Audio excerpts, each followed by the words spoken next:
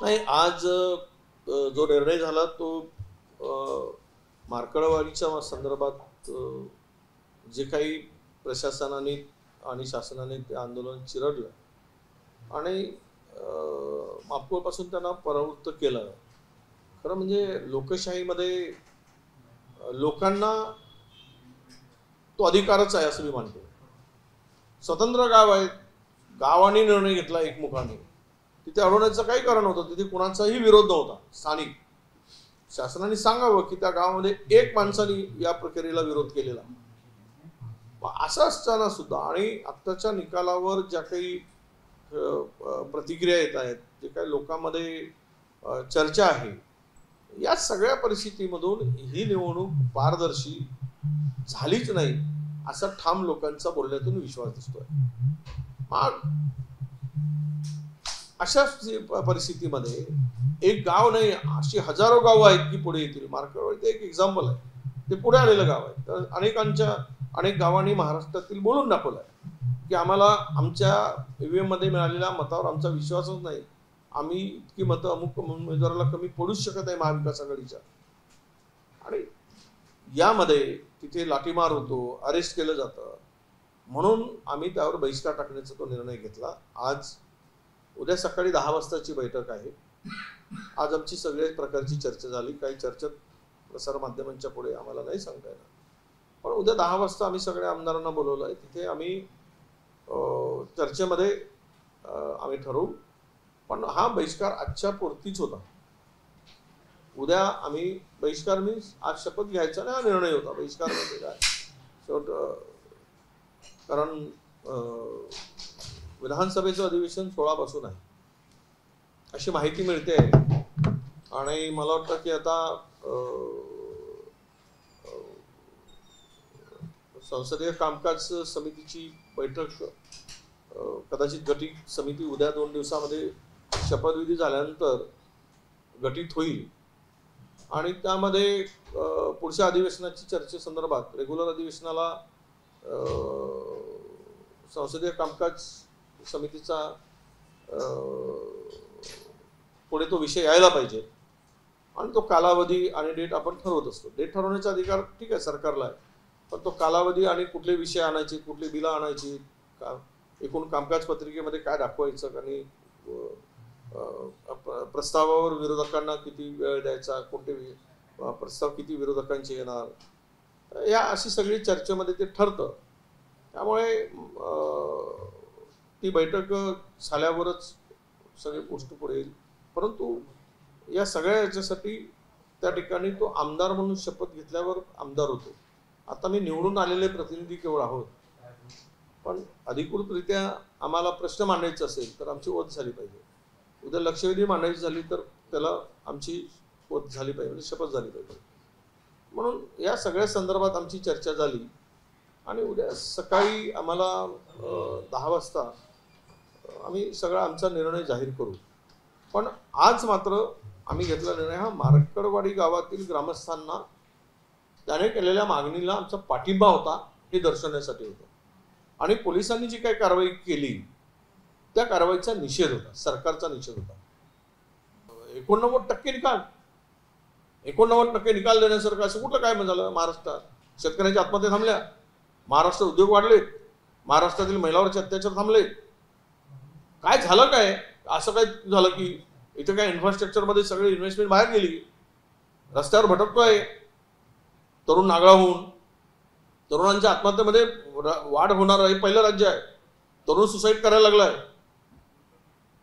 मानसिकरित्या तरुण मानसिक खच्चीकरण चाललंय तरुणांचं. आता आपण पाहिलंय 2 महिन्यामध्ये 60 दिवसामध्ये 154 शेतकऱ्यांनी आत्महत्या केल्याचा आकडा पुढे आलेला आहे. कोण हॅपी आहे? असं असताना महागाई गगनाला मिळाली म्हणून महिला रडतायत. इतका महागाईने उच्चांक गाठलाय. सामान्य माणसाचं बजेट बिघडून ठेवलाय. थोडीची डाळ 200 रुपये किलो जाते, कांदा लसूण 400 रुपयाचा बरोबर जातो. काय मिळतंय लोकांना? तरी पण लोक एवढं खुश होऊन मतं दिली. ही लोकसभेमध्ये शाक जनतेने दिला म्हणण्यापेक्षा लोकसभेमध्ये तर पराजय झाला होता, 100% पराजय होता. पण तिथेही काही जगली करून काही मॅनिप्युलेट करून जर काही निर्णय फिरवले गेले असतील तर मात्र त्यामध्ये ज्या बातम्या मोठ्या प्रमाणात आल्या तिथून 80-90 जागा अशाच सहज घेतलेल्या आहेत. म्हणजे भारतीय जनता पक्ष 150 जागापर्यंत अडकले, 200 जागापर्यंत अडकला होता किंवा 250 पर्यंत असं म्हणतात, 150 पर्यंतच जाऊ दे. त्यामध्ये आता लोकसभा संपली, पण महाराष्ट्रामध्ये मोदी साहेबांच्या विरुद्ध मतदान झालं, तो त्या सरकारच्या विरुद्ध होता, केंद्र सरकारच्या. आणि राज्य सरकार म्हणून कामगिरी काही नाही तरी 236 जागा मिळतात. विरोधकांना विरोधी पक्ष नेता होण्यापुरती संख्या मिळत नाही. हे कोणत्याही व्यक्तीच्या डोक्यात, कोणत्याही व्यक्तीला हे मान्यच नाही. आणि म्हणूनच लोकांचा आक्रोश आहे. कुठल्या गावामध्ये फटाके फुटले नाहीत हो, नागपूरच्या फक्त काही विशिष्ट एरियात सोडलं तर. पुढे जल्लोष झाला नाही. तर एवढा मॅन्डेट मिळतो तुम्हाला, काय महाराष्ट्रामध्ये दिवाळी व्हायला पाहिजे होती. म्हणून दाल में कुछ काला है ये नजर आया है. तुम्ही मार्कडवाडीत घ्या, करून टाका पारदर्शकता. ईव्हीएमचा विश्वास तुम्ही त्यावेळेस म्हणत होता, आम्ही म्हणतोय लोकांचा विश्वास वाढीस लागू द्या की नाही नाही इसमें कुछ होताही नाही. बघा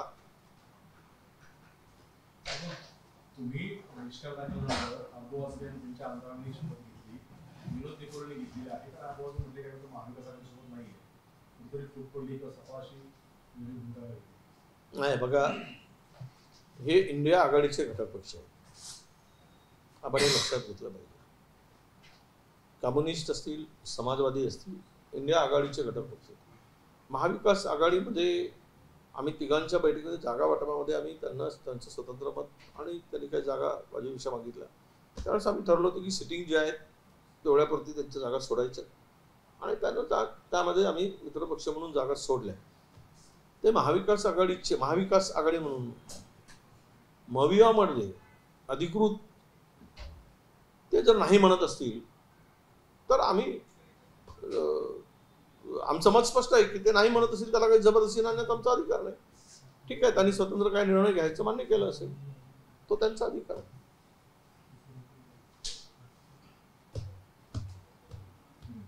ओके, नमस्कार.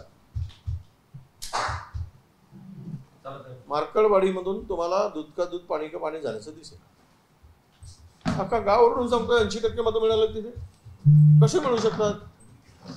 एक माणूस पण मापकोलला विरोध केलेला नाही, एक सुद्धा. मी माहिती घेतली, आमदाराशी बोललो आम्ही. ते म्हणतात की नाही, एकांचाही विरोध नाही आहे. मग इमानदारीनं सत्तेत आलात ना, मग दाखवा ना एकदा तुमची इमानदारी आहे. मार्कडवाडी गावात कळेल तर लोकांचा विश्वास होईल. हे जर झालं ना, हजारो गावातून येईल, हजारो गावातून. आता लोक वाट बघत आहेत. मी जिंकलो आहे, माझ्या 100 गावातून आत्ताची मागणी आहे, साहेब मार्कडवाडी सारखं आपल्या गावात घेतलं पाहिजे. आमचे कार्यकर्ते सांगतात आम्हाला इतकी कमी मतं पडू शकत नाही.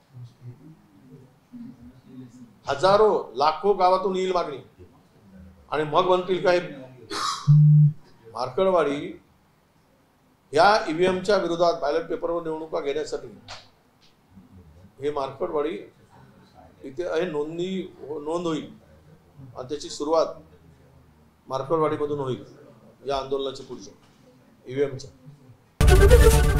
एबीपी माझा, उघडा डोळे बघा नीट.